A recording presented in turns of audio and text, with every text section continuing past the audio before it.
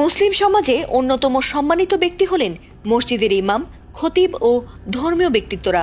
আর তাই প্রতিদিন পরম ভরসায় ইমামের পেছনে দাঁড়িয়ে নামাজ আদায় করেন মুসল্লিরা। এমনকি জুমার সময় খুতবা এবং তাদের কাছ থেকে কুরআন হাদিসের তাফসীর শুনে সঠিকভাবে ধর্মীয় দিক নির্দেশনা পাচ্ছেন আর নিজেদের ঈমান রক্ষা করতে পারছেন বলেও মনে করেন অনেকেই। কিন্তু যদি সেই পরিচিত ও সম্মানিত ইমামের আসল কর্মকাণ্ড ফাঁস হয় আর তাতে দেখা যায় যে সেই ইমামরাই গোপনে নষ্ট করে চলেছেন মুসলিমদের ঈমান, তবে এর চেয়ে মর্মান্তিক বিষয় আর কি বা হতে পারে?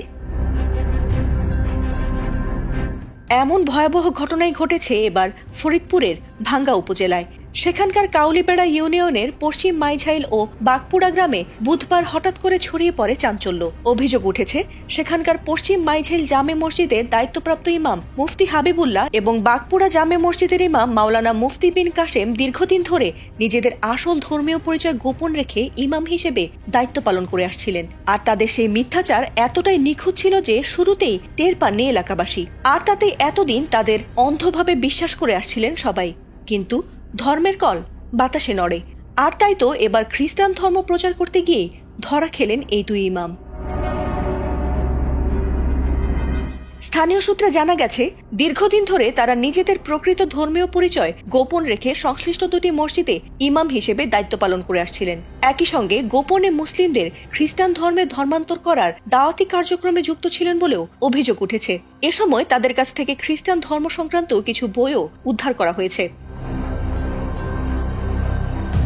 ঘটনাটির প্রত্যক্ষদর্শী ও সাক্ষী পশ্চিম বাগপুরা বায়তুল মামুর জামে মসজিদের ইমাম মুফতি শফিকুল ইসলাম জানিয়েছেন, কিছুদিন আগে মাইঝাইল পশ্চিম পাড়া জামে মসজিদের ইমাম হাবিবুল্লাহ বাহার তাকে বিভিন্ন প্রলোভন দেখিয়ে খ্রিস্টান ধর্ম গ্রহণের আহ্বান জানান। এতে করে সন্দেহ হলে তিনি কৌশলে বিষয়টি পর্যবেক্ষণ করতে থাকেন। এরপর বুধবার তাকে ইসলাম ধর্ম থেকে খ্রিস্টান ধর্মে ধর্মান্তরিত করার পরিকল্পনা ছিল বলেও জানিয়েছেন তিনি।